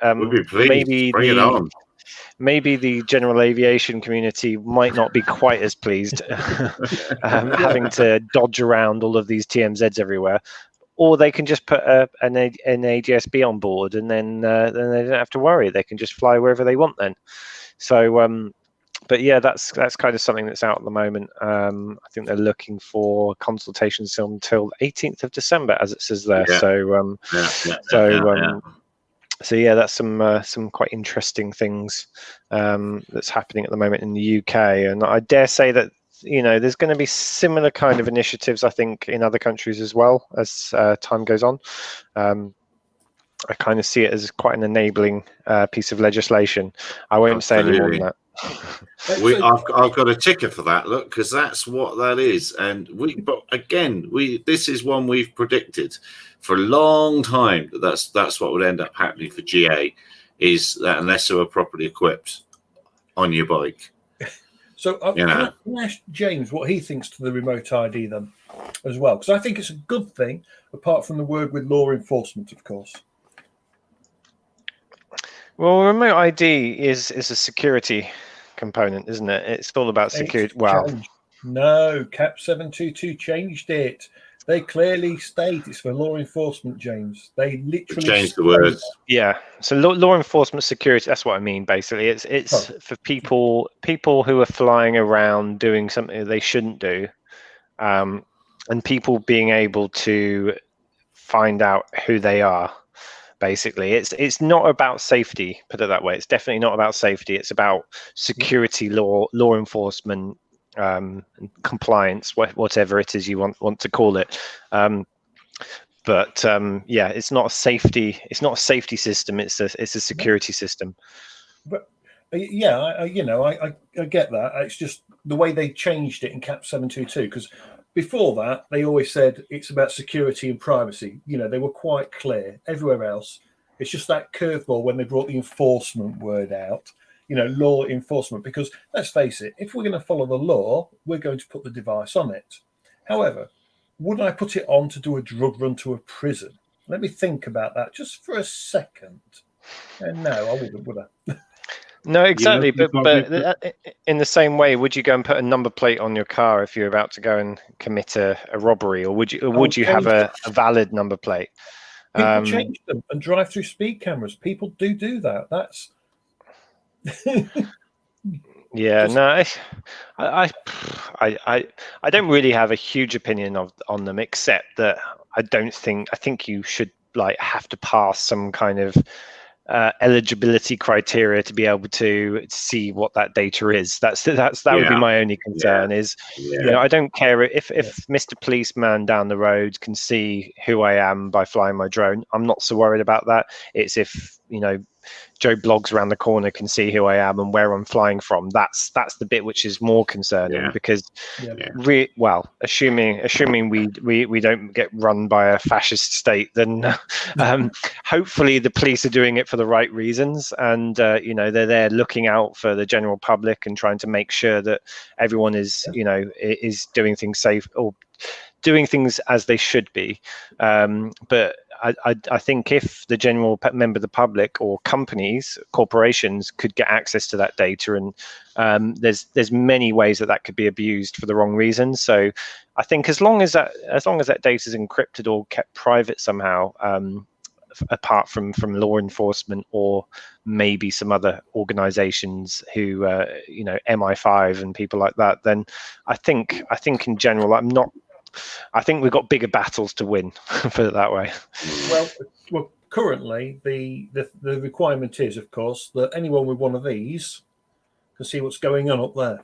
That's the bit at the minute. It's meant to be any mobile device can see who and where you are. And it's an open standard. That's the more important thing. I'm sorry, guys. Like James said, this is a MI9. So it's within the compartments, it's a MI9. So it's really guys, it's always a chicken and egg problem that we are trying to solve. Bad guys won't care. Are you there, Louis? Oh, this is terrible. The Brazilian internet is fantastic, isn't it? It is. I think MI9 just hacked into his computer.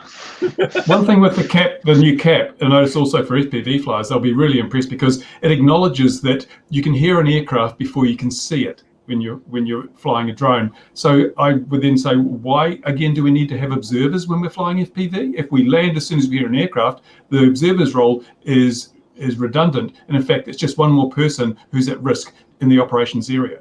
Or just fly a lot lower.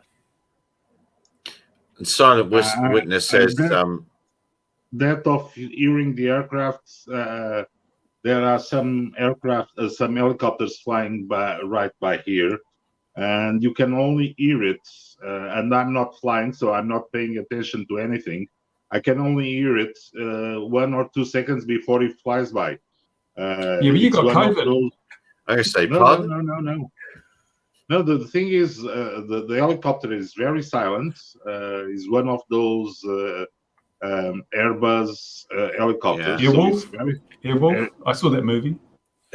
No, really, it's very silent, and the guys go full throttle. It's a police helicopter that flies here over the beach every day, so you can hear it 1 or 2 seconds before it flies over you. So if you were flying a drone, you wouldn't have time to go down. I actually have had an experience with helicopters flying FPV, and thank God I had a spotter with me.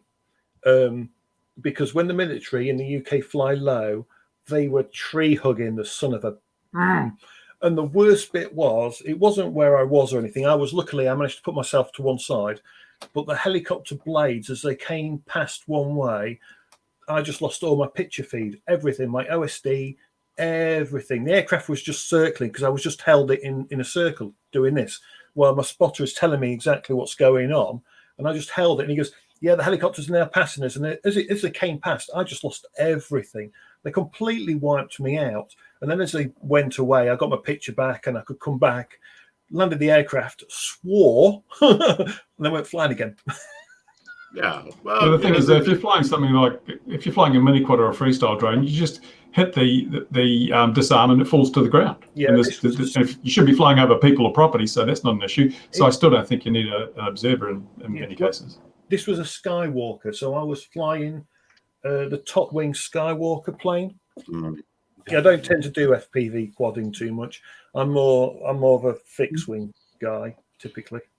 And Silent Witness is saying, like it or not, reliable electronic conspicuity is essential for scalable BV loss. I sort of agree, but from our point of view, that doesn't solve the problem with manned aircraft not equipped with ADS-B or transponder. No, right? well, that's where I was going to take this. We're aircraft of the digital age. It's quite easy for us to you pick a standard. We can comply. We're digital people, man. We're straight from the digital world. It's easy for us. Manned aviation needs to come to the party. And again, I've got a ticker for that. No GA below 2K. I mean, the thing is, electronic conspicuity by itself is not a solution. It's only a solution when you combine it with regulation. So you need those two in harmony for it to work. And you also need enforcement in regulation. Yes, yeah, exactly. So, when you get those combined together, then you have the aim of this is, if you go and say that everything you have to be able to detect and avoid everything that's non-cooperative, the requirement on your sensor to be able to do that becomes basically impossible with today's technology, unless you're carrying basically radar on the nose of your drone. So the size of your drone needs to basically be like a Thales watchkeeper. Yeah, basically. So the whole point of this is to say, well, actually, to be able to meet that standard, like the industry, we're going to have to wait another 15 years to be able to develop sensors to that kind of quality and accuracy and reliability that we would need. So how do we sort of accelerate that forwards? Well, we can do that through regulation. If we force things to become active in terms of transmitting their position to other aircraft, then the problem, you're looking at sort of solving, instead of solving 100% problem, you're solving a 0.1% problem, which when you start looking at all of the safety numbers and how those propagate through in terms of probabilities, your non-cooperative detect and avoid doesn't actually have to be very good at all. It could probably be as good as a pilot is, or and to be honest, a pilot is pretty rubbish at detecting and avoiding. So, if you've got a forward-facing FPV camera, that's probably as good as a pilot would be. So once you get to that stage, then the requirement for non-cooperative collision avoidance suddenly comes down to a level where current technology can meet that. And so that's really the shift change that I see happening. Yeah. I mean, gentlemen, sorry, I have to go. Okay. It's a pleasure. Yifei, thank you very much. Look after yourself. Be safe over there. Take care. Thanks, everyone. Thank you very much. Cheers. Bye-bye. Yeah, I think if we, because if we're going to have these little devices on our drones, right, next year, why can't the same devices go straight onto manned aviation at the same time? It's a no-brainer, surely. It's not the same system. It's same sort of everything. It's just. You got to remember, we're the new boys on the block, and we've got to earn the trust and traditionally they wear earplates, man. They wear earplates. That says it all. Where am mine? The boys had them on the other day. There is 150,000 of us registered in the UK as operators. Yeah. We now outnumber manned aviation. They are the minority. I'm willing to bet. Not if you look at dollars. It's not $1 per vote. It's one man per vote. That's the basis of democracy. Yeah, it's not. That's a good line. There's what is it? Are you guys saying we're commie authoritarian swines, or are we supporting the democratic principles on which the nation was founded? I think this is the question we should be asking in a very public forum. And also we do predate manned aviation, even powered flight. Lord Henstridge in charge, this aerial steam carriage predates the Wright boroughs by a long time. So model aviation was here first. So bog off the rest of you. No, is that right? Right, I don't know. But obviously safety is a huge issue, and nobody wants anyone to hit anybody. But enforcement is law enforcement is the issue, and security is the issue. Safety, we've proven, is just not the issue. There's no case to back up the safety case. So it's all about these other things. So I think they're actually realizing now they'll start to look stupid by using safety when people go, well, where are the bodies? So it's security. But then again, we're not registering pressure cookers. 3 people died in Boston as a result of terror attacks through pressure cookers being turned into bombs. We have already seen that only manned aircraft are being weaponized in the fight, the terrorism side of things. It's like there's no case to support all these claims either. I don't see a DJI Mini 2 carrying enough of anything to cause anyone any injury at any time soon. We really just have this money play. It's just about people have seen a golden opportunity to make money, and they're using any excuse they can to justify this way of separating money from people and passing the costs on to the safest arm of aviation there has ever been. I think Bruce has single-handedly got your channel, Gary, on the watch list for MI5 and CIA. No, about 6 times. Well, at least someone will be watching it, eh? He hasn't mentioned the word inspire anymore. I'm not going to go any further than that. That's where I'm going to stop on that one. We've doubled the channel's viewership now with the FBI on board, eh? I'll tell you about that one, Gary, off air, because there will be a permanent off air if I don't. If I get it. All right. Who needs enemies, eh? Who needs enemies? What's the difference between conspire and inspire anyway? I think in the end, remote ID is coming. It's coming to every country. Okay, let's not pretend it isn't. This is happening across the board. We might not like it. We've shouted, we've screamed. Most of us here have done more than everyone else to promote this, or the majority of, say, the people who were in a position of being able to shout about it. Love it or hate it, DJI have pushed for a certain element of it. And actually, if you look at what they've pushed for, it's fairly reasonable compared to what the US government wanted to do. So people can sit here and shout and scream, DJI caused this. They didn't cause this. No, they didn't cause it. They showed a flavor of it that best suited them. Now, the reality of that is that flavor best suits every DJI owner because it can be instigated with a firmware update at no cost. So if you're going to whinge at them about saying we've got to have remote ID, you've got to take into account that what they're trying to offer is a reasonable solution if we're going to have it. If you look at what the NPRM wanted, you would not be flying unless your aircraft was connected to the internet permanently. End of, no in between. That's what was in this. So from a UK and European point of view, none of us like the fact it is going to transmit the pilot's location. That is my only concern. Or the data needs to be only available to law enforcement. One of two things should happen. Either remove the data from being visible for all, and I'm fine with it, or the pilot's location should not be openly transmitted because it raises security concerns for commercial operators. It changes the way we operate in the sense of we won't be able to operate as a single operator. As far as I'm concerned, from a health and safety point of view, if they're going to transmit my location, the risk of ground incursion, I can't even say the word now, incursion is massively higher when someone is looking in the sky, sees a drone, opens their phone and goes, he's over there. Let's go get him. So, that's where the big issue is here. But I have a feeling, as James has already hinted to, and some of the noises I've heard, remote ID is the least of our problems in reality. And there's a lot of stuff around the corner, which is good. And there's also a lot possibly we're not going to like as well. And model aviation will never be the same. Regardless if we like it. It never was the same. But what I want to know is, how can you legally fly a one-person operation in the UK? Because as soon as you take your eyes off that drone to look at the screen, you should have a spotter. VLOS. You always have your aircraft you always have your eyes on the aircraft, don't you, James? And you only visually look at the screen momentarily to be able to check your status. Even momentarily is a breach of the regulation. No, we're allowed momentarily. Come on, guys. No. Telemetry is only a recent thing. We all flew without telemetry for ages.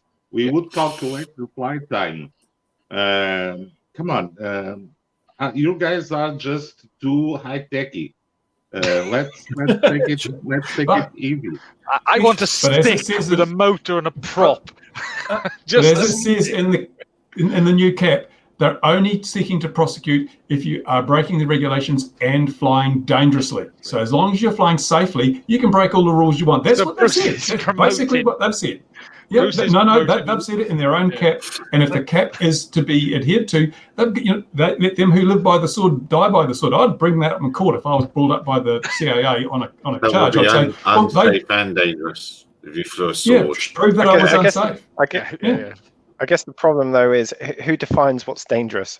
I think ultimately the judge does, doesn't he? The judge determines whether what you did was dangerous. If you're flying a 251-gram drone in the middle of a field miles from anywhere, I don't think anyone would consider that to be dangerous. Even if you didn't have your remote ID there or anything like that, you were breaching the regulations, but you weren't dangerous, so you should not be prosecuted by the CIA's own mouth. I got no idea how Bruce got himself into all sorts of hot water recently. No idea how that happened. How could it possibly How happen? could it possibly, you know? Could it possibly happen? So, Yeah. so Bruce, you're actively saying, if fly how you want, and as long as it's not dangerous, don't care about anyone. Well, that Ultimately, look, that's working in Canada. In Canada, with the sub 250, it's do whatever you like, don't endanger people, property, or aviation, and look how well that has worked. We should learn lessons from this. That is the way to do it. Because there are no loopholes in that. You can't use a loophole. If you endanger someone, you've broken the regulation, so you're in trouble. And you can't just say, but it's allowed for here and there. No, that's it. So keep it simple. Also, people can't say the rules are too complex, I couldn't remember them. Well, there are no damn rules. There's 3 rules. Don't endanger people, property, or aviation. So you can't not remember those. You've got no out there. You can't claim ignorance. It is so simple. The more complex you make things, the more loopholes you create, the more difficult compliance comes, and the more difficult enforcement becomes. When will they learn? Let's just keep it simple. These things aren't killing anybody. It's all about making sure that we do the Big best. Canadian, yeah, all a boot. Yeah, Canadian, yeah. Well, it could be Jim, it could be Dust Boot. Look, in the UK, we have a long tradition of putting regulation in place for the sake of it. Okay, I've seen it in every industry. I've seen it in the electrical industry. I've seen gas Corgi change to gas safe over the years because they just didn't like the way it was. We're really good at putting stuff in place. We even licensed dogs at one point because we felt that we could get some money out of them. So the reality is we're going to see a ton of legislation come. I think in the end, none of it right now is terrible. We might not like it, but none of it is shocking. I think we've got to see where the rest of the world ends up. I think we'll come out of it okay. There are some concerns. It's still many years off. That's the other thing to take into account. We're still probably 2-3 years off this even beginning to be something. And I think to also I disagree play with devil's Ian. I think some of it is outrageous. An 8-year-old kid is not allowed to own a model aircraft. They can't get an operator's number. That is outrageous. Blocking children from the hobby for what reason? We That's don't have already gangs done. of We kids can't out there change with that. drones. That's in place. I That's know, done. but I mean, that's what I mean. That's done. The fact that people accepted that so easily means the regulators go, these guys are a pushover. We can do whatever the hell we like. There should have been massive civil disobedience against that. Said, no, we're not having it. You're not going to criminalize our children just because they want to own a model plane before they turn the age of whatever you decide is a legal requirement. I can't understand how people just lay back and let these people just walk all over them. And the only way to stop bad regulation is civil disobedience and just say your rules are no good because we're not following them. What are you going to do about it? You don't have enough enforcement?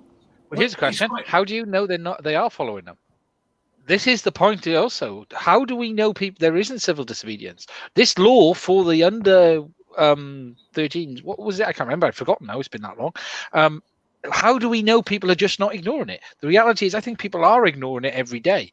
I think the reality is some people who are like those people who are interested in understanding about something before they actually do it are going to register, and their mum and dad will, or the guardian, or whoever it is.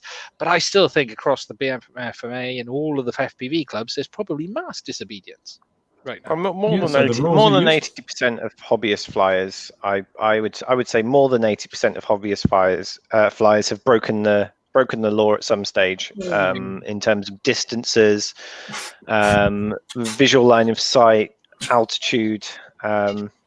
You Look know, at this. 150 Not meters. everybody's like you, James. No, hobbyist flyers. I'm a commercial operator, but no. If you think about it, 150 meters from congested areas, you know, it's quite difficult to stay 150 meters from a congested area and fly in the UK unless you live in Wales or Scotland. How many people fly it in their backyard to test the batteries? Loads of people do. Yeah. I'm in Lincolnshire. I tell you, finding somewhere to fly is not a problem. Yeah, James is right. How many people break the law? Look, if we're going to use law, how many people break the law every day by speeding? 1 mile an hour over the speed limit is illegal. It is a jailable offence. You can go to jail. Let's not, you know, you're going to demonize people. Reality is, every member of society breaks law on a daily basis. We're quite flexible with our morals with law when it comes to doing 85 down the motorway or you know, things like that. So the reality is, as James says, I would hazard a guess, James, if you looked hard enough, every single person flying a drone, one way or another, could be done for something, including commercial operators. We've all gone home and needed to fly down a battery or do something. Everyone has done something at some point. So well, this is the thing: there's things that are sort of unforeseeable, and you know, some random person starts walking up to you just as you're about to land the aircraft. There's some things you can't prepare for. You know, you can put every mitigation in place. But if someone decides to do something completely unexpected, I think there are situations where it's very difficult to get around that. And you know, when you look at the current rules, which is you have to be 30 meters away from structures on takeoff and landing. Well, if you take that to the full extreme, you know, what do you class as a structure? Is a fence a structure? You know, what is the definition of a structure by the English dictionary, James? Yeah, exactly. So yeah, I think as long as the regulation is there to prosecute those who are doing stupid things. That's what they said. That's what they said. They're only going to prosecute where it is illegal and dangerous. So there we go. There's your get out of jail free card, people. Just fly safely and ignore the regulations. Drone Ray said, not all the UK YouTubers, myself, put a video completely against the UK one. I didn't talk people through it. Gary, would we class Gary as a YouTuber? I skipped the UK bit, Gary, but I just don't know if we class you. But no, not everyone. A lot of people were against this. I think, okay, remote ID's coming. We love it or hate it. It's coming. We'll have it.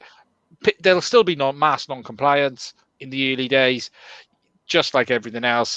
Then loads of people will buy nice new aircraft with it on board, and there'll be lots of compliance automatically. That'll keep the police happy, because when little Jamie, or whatever his name is, mum buys him a drone for Christmas, and he's flying in the street, and the old woman up the road is complaining about it because he's spying on her in the bathroom, then they'll know where to go. You know, well, you mean all the stuff you normally do? That's all the normal things. It all comes out. It all comes out.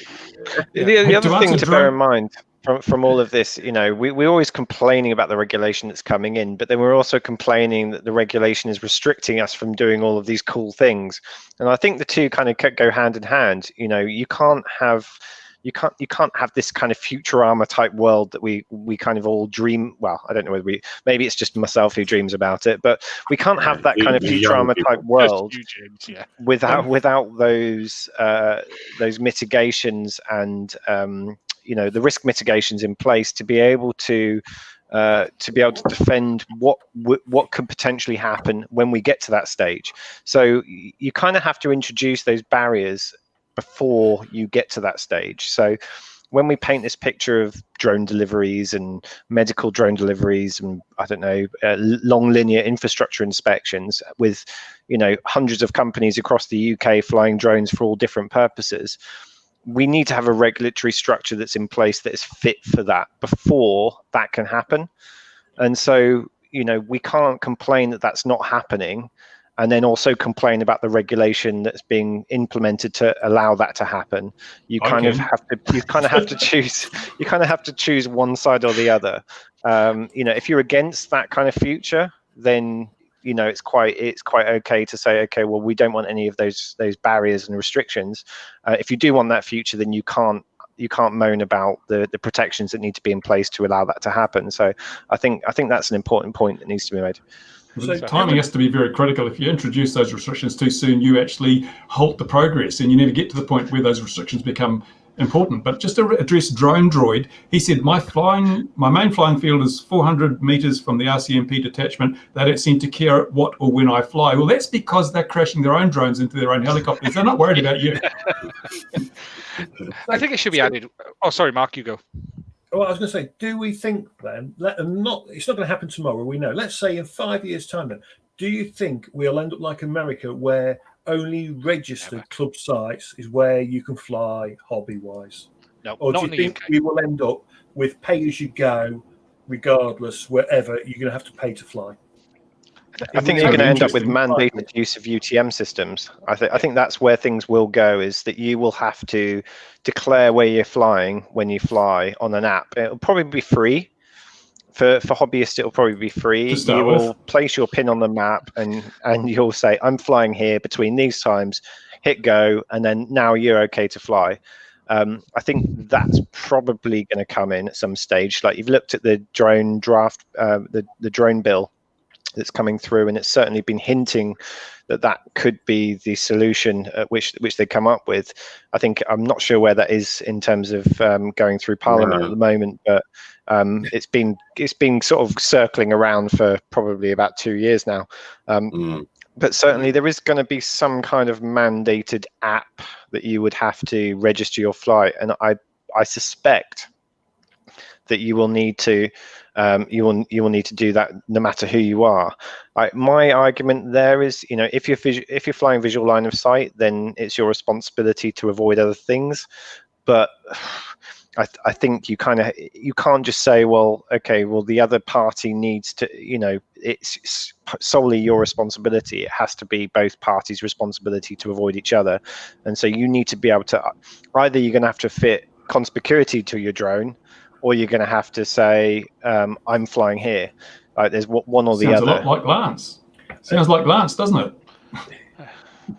Or Pretty much. the American system where you've got to sign in with your little thing and so forth. It's crazy. I think they've got to say sub 250, anything goes, like Canada. Let the hobby have free reign. Let kids fly whatever they like, because the technology has reached the point now where, I mean, look at the Mini 2. I mean, sub 250, we could never have dreamed of that capability even a couple of years ago. Now it's there. So the hobby can still survive as long as we have a place we can do what we want, with acknowledgement that it's safe and there's no risk to security. Give us the sub 250, take away your regulations, and just let us get on with the hobby. And I'd be happy then. You know, I wouldn't complain as much as I do now, even though I'd miss that. I think it'll come, Bruce. I think we'll have to go a bit heavy to go backwards. I think we'll overshoot. I think the UK will overshoot probably initially with some regulation. And something I do want to add, we also should look at the benefits that we're gaining in some of these new rules, actually a lot more from a commercial aspect. These new rules are fantastic. You know, there's some far more freedom than there's ever been for people actually in the new rules. So not everything is bad here. There is a lot of good in this. I think the problem we're finding is the barometer isn't landing exactly right at the moment, and it'll probably take 2 or 3 years. But doesn't it just show you how bad the rules were before? I mean, really, they've already overshot by a huge amount, as you say. The PFCO is a weird one. Yeah, it is. You know, if you look at the PFCO, the reason, you know, it was before that, it was the other thing, and if you look at it, that was very much about, can we get some money out of people who are making money? It's hard really to justify it. Okay, you can justify they put some safety cases in place because at least then the government could stand back if someone did something stupid and someone did die or got seriously injured, then they've at least followed some form of basic training, basic compliance, and the government can stand back and say, well, we have something in place and it's on him now. It's not on us, it's on him. It was all about us covering. Yeah. I think if you compare ourselves to like other parts of aviation, I think as in the drone industry, we have to be quite we have to feel ourselves as quite lucky, because if you're a general aviation user currently, basically they're TDAs popping up everywhere. You're going to have TMZs popping up everywhere. You're going to have to start spending money on your aircraft to equip it with conspicuity in the future. So as a GA pilot, you're probably starting to get a little bit annoyed with the way things are going. If you're a commercial airline pilot, then you're probably claiming universal credit right now. Then if you've got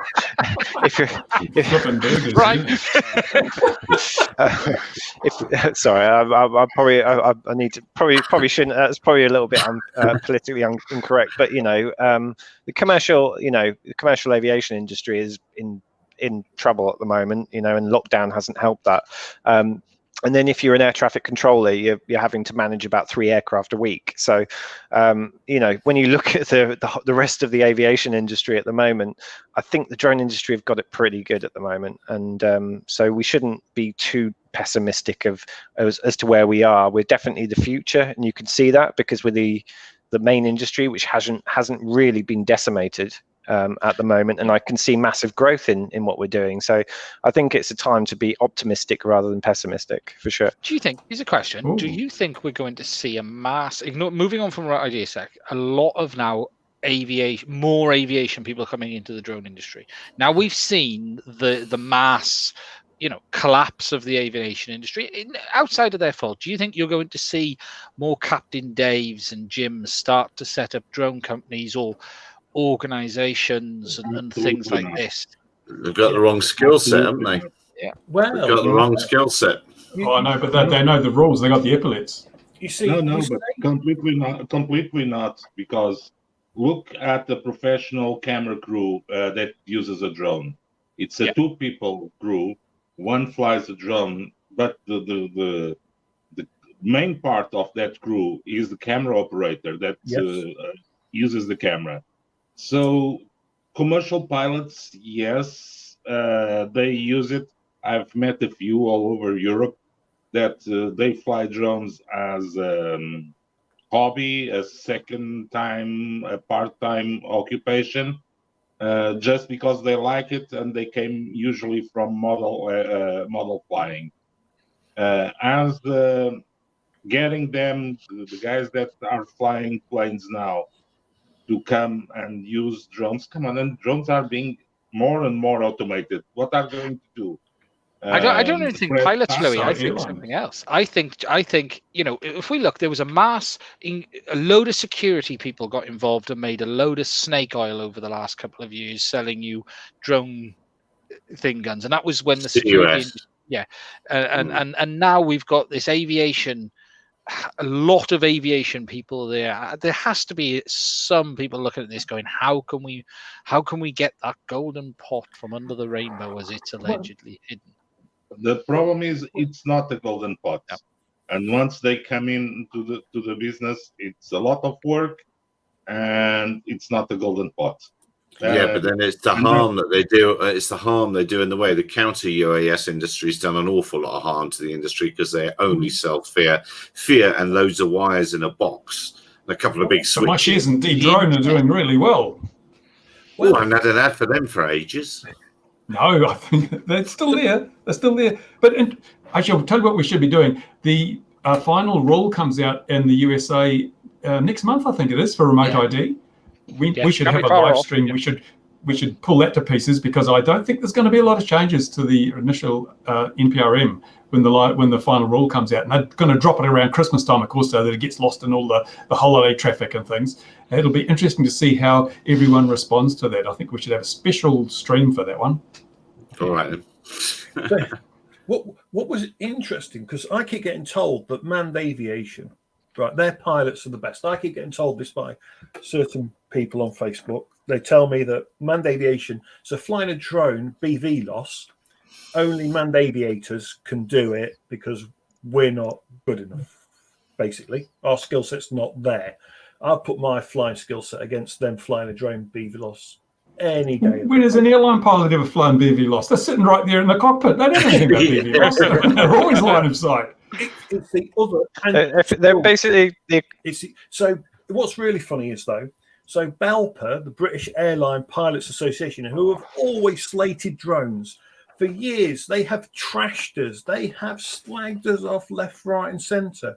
They have now cozied up, okay, to drone companies in the UK doing BVLOS, and they're saying to their pilots, look at this new industry. It's really good. It's really exciting for you. You two-faced. Well, you know why? It's very simple, Mark. It's money. People were paying to be members of BALPA, and now pilots are not paying to be members of BALPA. So BALPA must be sitting there going, oh, crap, how are we going to pay for all of these lovely holidays and stuff? They're starting a new organisation, UBALPA, Unemployed British Airline Pilots Association. So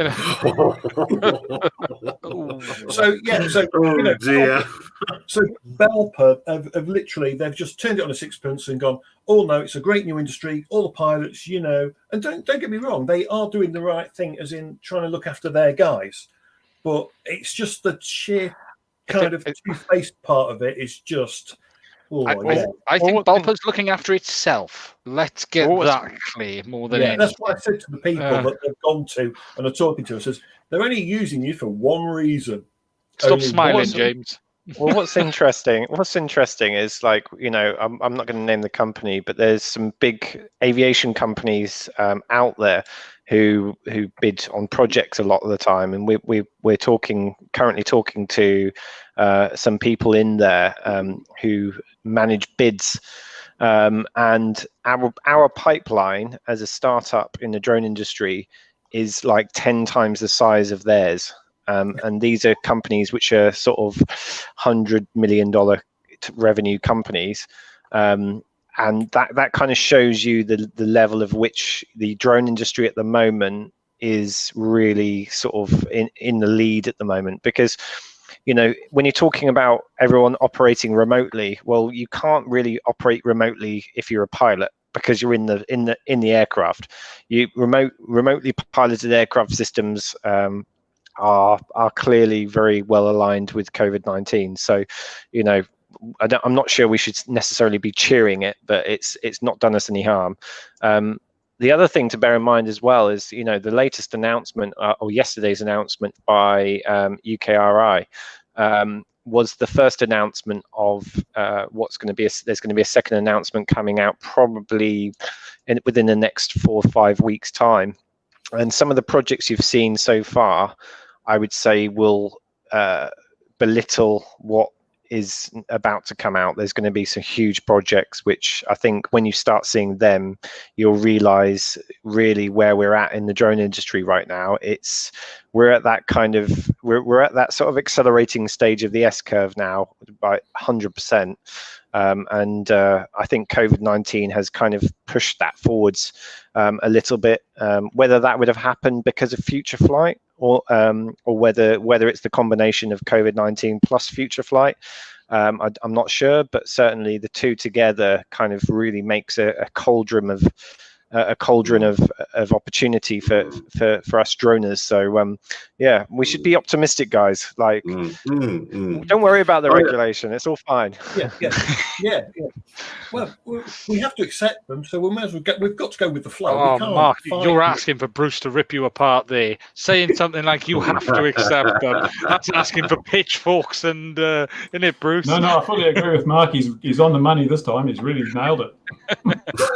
You know, we may as well, if you know, we're in the business, let's have the bandwagon. You know, these companies are going to want some of our expertise. Look at James, is doing groundbreaking stuff. You know what I mean? You couldn't ask to be doing better, really, could you? He's loaded. Hotel reviews. He's doing hotel reviews now, isn't he? I wish I was loaded, Ian. Yeah.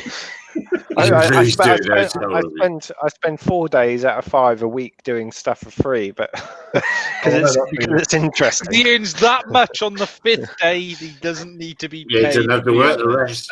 Yeah. One day, just 1 day. He's a philanthropist at heart. He is. I collect stamps as well. No, that's I think it's getting silly now. Ornithologist. A pathologist. It is getting silly as we're rolling up to 2 hours, so we could try and be broadcastly and nail it or anything quickly, as we got a minute and 20 seconds. Skydio, a lot more availability very shortly. That's it. lot more availability very shortly. Yeah, they brought on 3 extra people last week, didn't they? And Yeah. When is someone going to bring out You forgot to tell. When is someone going to bring out a Ian, C0 you or a forgot to C1 tell drone? A lot more. Oh, that's a good question. Because DJI have just released another drone, which is sub 250, that doesn't have Have a they? C1 with C0 mark on it. You'll Like see you'd Steve think, for another 2 years. James, but James, in the UK, if you went to the DFT right now and you said, "What's the process?" They haven't got a clue. true. What were you true. going to say, Louis? What were you going to say? All right. Okay. It's not really Louis.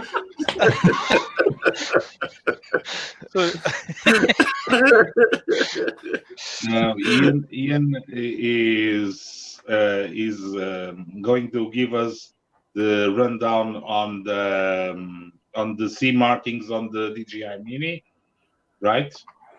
No, If it has any C markings. the Mini doesn't have no C markings. No C markings. They don't do C markings yet. DJI. Can you So actually legally get a drone C marked at the moment? No, Until no one knows how to even do it. January the 1st. There's no Right. process. Okay, so yeah, I think, can you retrospectively C mark an aircraft? No. And the other thing is the Skyview guys told you that they are ramping up production, but perhaps you didn't ask right. You should have asked only in USA. I have asked the question, but I can't talk USA, about that. well, talk about asking questions. I don't know. Yeah. I have asked that question, Louis. So also, James, the C ratings only apply to the A2 CFC for now. Clearly, the specific and certified category, as of yet, no C-rated aircraft specs have been released because they haven't decided yet. So don't expect C-rated aircraft to be necessary for another maybe 2 or 3 years again, and they'll come into the specific and the certified eventually. Yeah, I think the interesting one is going to be, what is it, July 2021, where everything is going to have December. remote ID and green flashing lights and glittery stars stuck to the bottom of them. That's But- nice. That's That good. date will come and that date will pass and it won't happen. I think we all know that. You heard it here. You heard it here. Right, we have definitely degenerated. Go on. I'll let you go last, Mark. Oh, okay. So I know someone that stopped flying. They're selling all their kit. Everything's going.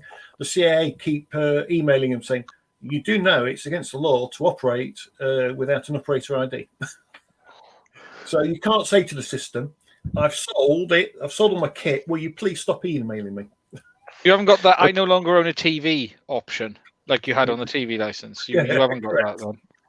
Well, to be fair, I've got a couple of little Mavics myself, and I tried to renew my operator ID probably about 4 weeks ago, and I logged into the website, and there was no renew button. I was like, "Where's this?" You click the renew your operator ID, you then go through, and it basically just tells you like where you live and stuff. And I'm like, "Well, that's not really why I'm here." Like, I've not got Alzheimer's. I remember where I live. I want to renew my operator ID. And then I got an email today actually saying, reminder, you only have 1 day left to renew. It's like, well, thanks for the warning.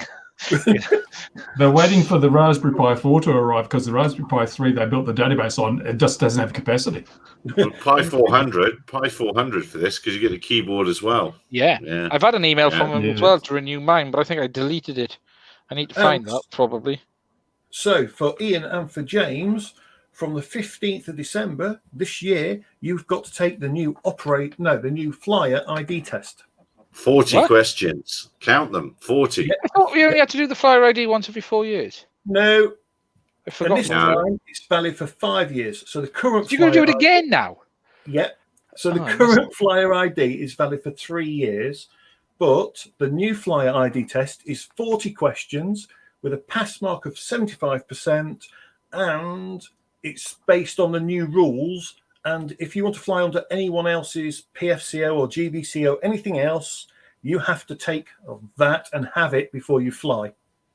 Well, given the first 20 questions was shambolic, and they were the best of the bunch, Yeah. I kind of have some reservations about the second set of 20 that are available. So yeah, well, hopefully they've improved the whole lot. I was quite annoyed because I got one of the 20 questions wrong in the first test, and because it was one of those ambiguous questions where where actually there was more than one right answer. Snow one was the one as well when you were flying in the cold. That one Yes. was total not. That was the one, wasn't it? Yeah.